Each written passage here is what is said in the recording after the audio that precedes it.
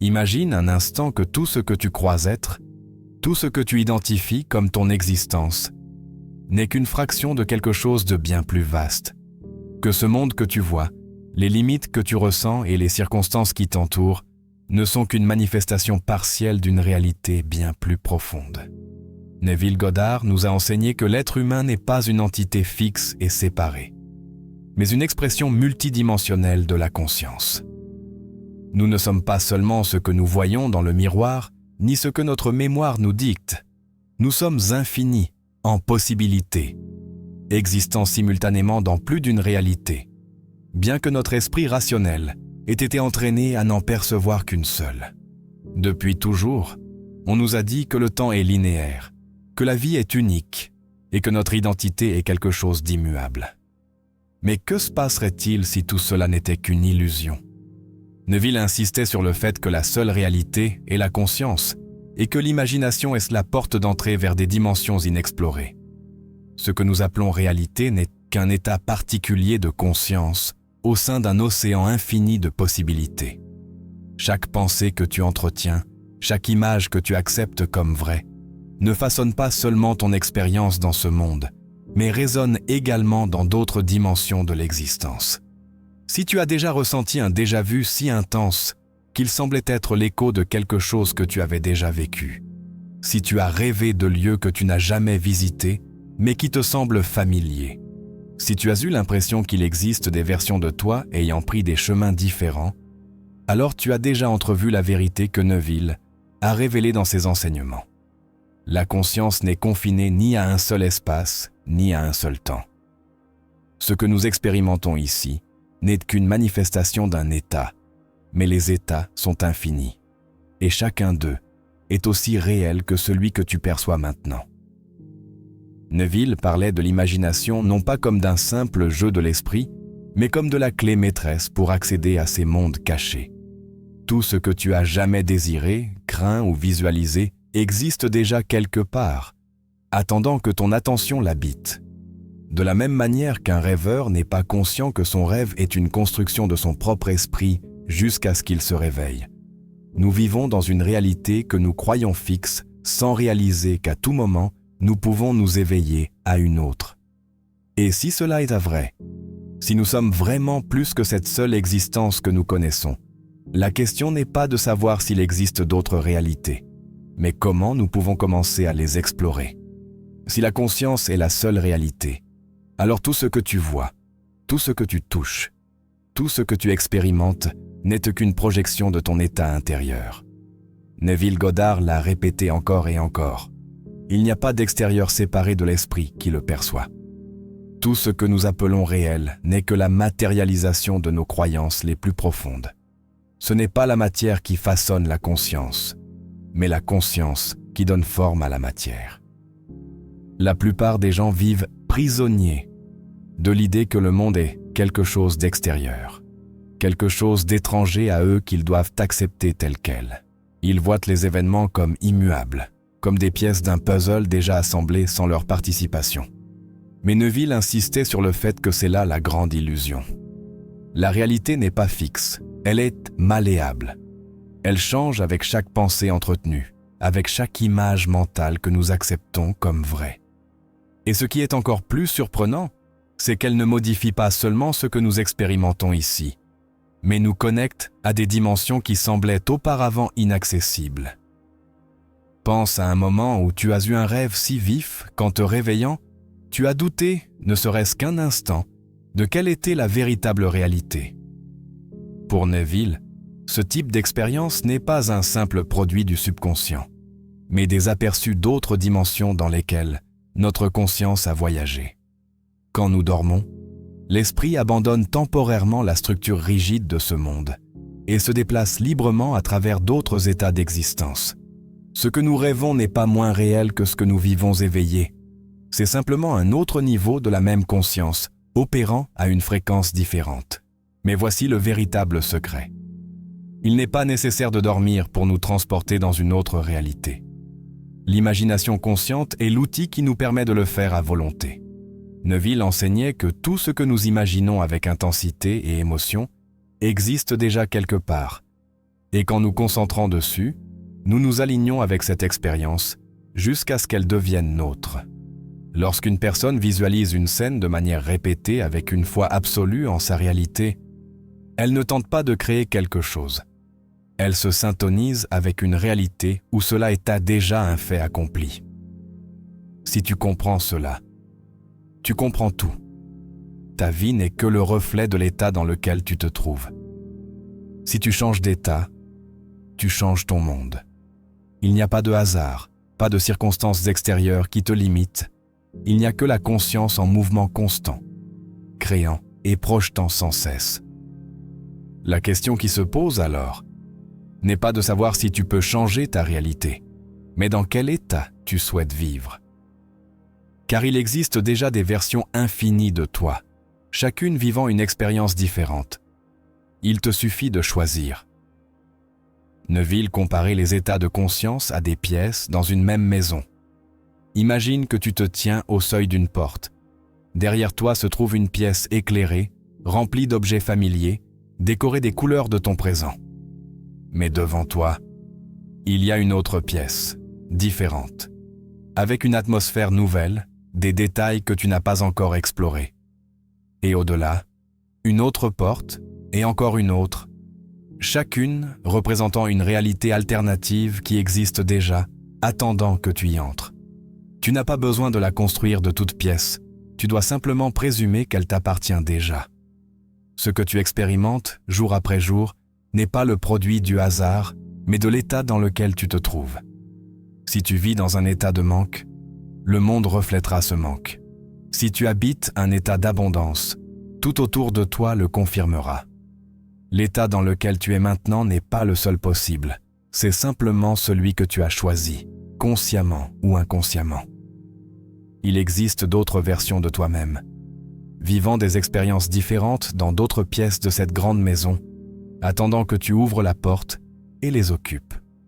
Neville l'expliquait avec une simplicité puissante. Tu n'as pas besoin de lutter contre la réalité que tu vois. Tu dois simplement te déplacer vers un autre état. Et ce déplacement n'est pas physique. Il ne demande aucun effort, seulement une présomption. Ce que tu présumes être vrai avec conviction devient ton expérience. Non pas parce que le monde extérieur change en premier, mais parce que tu as changé intérieurement. L'extérieur n'est que l'écho de l'intérieur. Il y a eu des moments dans ta vie où, sans t'en rendre compte, tu as changé d'état. Peut-être es-tu passé du désespoir à la certitude. Et soudain tout semblait s'arranger en ta faveur. Ou peut-être es-tu tombé dans le doute après un moment de succès et le monde semblait s'assombrir avec toi. Ce ne sont pas des événements aléatoires, ce sont des déplacements entre réalités, des mouvements subtils mais profonds entre les états infinis de l'être. Quand Neville parlait de l'imagination comme d'un pouvoir créateur, il ne suggérait pas que tu fabriques quelque chose à partir de rien. Il révélait que tout existe déjà et que le véritable acte de création est une sélection. Tu ne crées pas l'abondance. Tu choisis de vivre dans l'état où l'abondance est un fait. Tu n'inventes pas l'amour dans ta vie. Tu t'alignes simplement avec l'état où l'amour fait déjà partie de toi. Tu n'essaies pas de changer le monde. Tu changes de pièce dans la grande maison de l'existence. Si tu comprends cela, tu comprends que tu n'es pas prisonnier d'une seule version de la réalité. Tu es un voyageur dans un univers infini de possibilités, et le voyage ne nécessite pas d'effort physique, juste un changement d'identité. Car lorsque tu assumes un nouvel état, le monde n'a d'autre choix que de le refléter. Si chaque état est une pièce dans une grande maison, l'imagination est la porte qui te permet de les traverser. Neville Goddard ne voyait pas l'imagination comme une simple faculté de l'esprit, mais comme le pont qui relie les dimensions, le véhicule qui nous permet de nous déplacer entre réalités. Tout ce que tu peux concevoir dans ton imagination n'est pas une invention, mais un aperçu d'un monde qui existe déjà à une autre fréquence de conscience. Ce que tu crois avoir rêvé, ce que tu as visualisé clairement dans des moments d'introspection, n'est pas une fantaisie sans sens, mais une preuve que le « moi » n'est pas lié à une seule ligne d'existence. Tout au long de l'histoire, beaucoup ont raconté des expériences défiant la logique de ce monde. des rêves si vifs qu'ils semblent des souvenirs d'une autre vie, des intuitions arrivant sans explication, comme si une partie de nous savait déjà ce qui allait venir, des moments où, sans raison apparente, nous ressentons une connexion profonde avec quelque chose que nous ne pouvons voir. Pour Neville, tout cela avait une explication claire. La conscience est infinie. Et nous sommes en contact constant avec d'autres versions de nous-mêmes, d'autres chemins que notre existence a pris dans différentes dimensions. Combien de fois t'es-tu réveillé avec la sensation d'avoir été ailleurs? Combien de fois as-tu senti qu'un moment de ta vie avait déjà été vécu auparavant? Ce que nous appelons déjà vu pourrait ne pas être une simple erreur de l'esprit, mais une brèche momentanée entre des états de l'être. Dans chaque rêve lucide, dans chaque vision que nous ressentons comme réelle, notre conscience s'étend au-delà de ce plan et entre en contact avec d'autres possibilités. Et, plus important encore, nous pouvons apprendre à le faire consciemment. Mais pour te déplacer vers une nouvelle réalité, tu dois être prêt à abandonner l'ancienne. Neville disait que pour entrer dans un nouvel état, il faut d'abord mourir à l'ancien. Il ne s'agit pas d'une mort physique, mais d'un détachement total de l'identité précédente. Tu ne peux pas être à la fois pauvre et prospère, aimé et rejeté dans un même état. Chaque réalité a ses propres règles, sa propre structure, et pour en habiter une nouvelle, tu dois laisser l'ancienne derrière toi sans regarder en arrière. Mourir à un état, c'est oublier la version limitée de toi-même que tu croyais être. C'est cesser de t'accrocher aux circonstances actuelles comme si elles étaient immuables.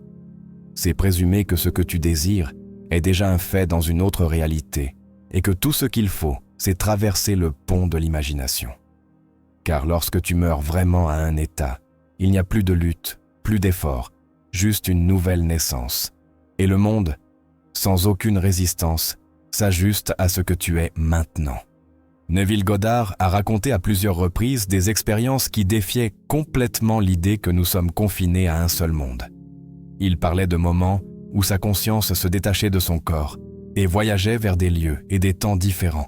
Des expériences où ce qui semblait être un simple rêve devenait une réalité aussi tangible que celle que nous vivons maintenant. Pour lui, ce n'était pas un phénomène surnaturel, mais la manifestation naturelle d'un principe éternel. La conscience n'est limitée ni par l'espace, ni par le temps. Elle peut se déplacer, se dédoubler et habiter plusieurs dimensions simultanément. L'un de ses récits les plus marquants fut celui où, dans un état profond de relaxation, il se retrouva dans une pièce inconnue. Au début, il pensa qu'il rêvait.